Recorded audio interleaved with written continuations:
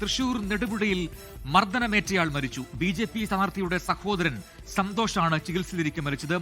നെടുപുഴ പള്ളിക്ക് സമീപം ഇക്കഴിഞ്ഞ 2-ാം തീയതിയായിരുന്നു മർദ്ദനം അരങ്ങേറിയത്. വിവരങ്ങളുമായി സൂരജ് സജി തൃശൂരിൽ നിന്ന് ചേരുന്നു. സൂരജ്, ചികിത്സയിലിരിക്കെയാണ് ഈ മരണം സംഭവിച്ചിരിക്കുന്നത്. എന്താണ് നമുക്ക് മനസ്സിലാക്കാൻ കഴിയുന്നത്? എന്തിനായിരുന്നു മർദ്ദനം?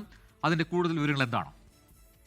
പ്രജിൻ, ഇക്കഴിഞ്ഞ 2-ാം തീയതിയാണ് ഈ ആക്രമണം നടക്കുന്നത്. നെടുപുഴ സ്വദേശിയായിട്ടുള്ള സന്തോഷും അതോടൊപ്പം തന്നെ ഗണേശും ഈ കോൾപ്പാടത്തിന്റെ അതിർവരമ്പ് സംബന്ധിച്ച് ഒരു തർക്കം നിലനിന്നിരുന്നു.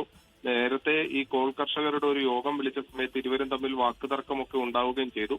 അതിന് പിന്നാലെ 2-ാം തീയതി വൈകുന്നേരം ഈ നെടുപുഴയ്ക്കടുത്ത് വടൂക്കര പള്ളിക്ക് സമീപത്ത് വെച്ച് ഇരുവരും കണ്ടുമുട്ടുകയും അവിടെ വച്ച് ഈ ഗണേശ് കയ്യിലുണ്ടായിരുന്ന ഇരുമ്പുവടി ഉപയോഗിച്ചുകൊണ്ട് ഈ സന്തോഷിനെ മർദ്ദിക്കുകയുമായിരുന്നു. ഗുരുതരമായി പരിക്കേറ്റ സന്തോഷിനെ അന്ന് വൈകുന്നേരം തന്നെ ഈ എലൈറ്റ് ആശുപത്രിയിൽ പ്രവേശിപ്പിക്കുകയും ചെയ്തു. പക്ഷെ ചികിത്സയിലിരിക്കെ ഇന്ന് വൈകുന്നേരം 4:30 മരിച്ചു എന്നുള്ളതാണ് പോലീസിന് ലഭിച്ചിരിക്കുന്നത്. എന്തായാലും നിലവിൽ ഈ കേസിൽ അറസ്റ്റിലായ ഗണേശ് ആകട്ടെ റിമാൻഡിൽ കഴിയുകയാണ്. അതിനിടയിലാണ് ഇപ്പോൾ സന്തോഷ് കൂടി മരണത്തിന് കീഴടങ്ങിയിരിക്കുന്നത്. ഈ കോൾപ്പാടത്തിന്റെ അതിർവരമ്പ് സംബന്ധിച്ചുള്ള തർക്കമാണ് ഈ ആക്രമണത്തിൽ കലാശിച്ചതെന്നുള്ളതാണ് പോലീസ് നിലവിൽ വ്യക്തമാക്കുന്ന കാര്യം. പ്രജി, ശരി, സൂരജ് സജിയാണ് വിശദാംശങ്ങൾ നൽകിയത് തൃശൂരിൽ നിന്ന്.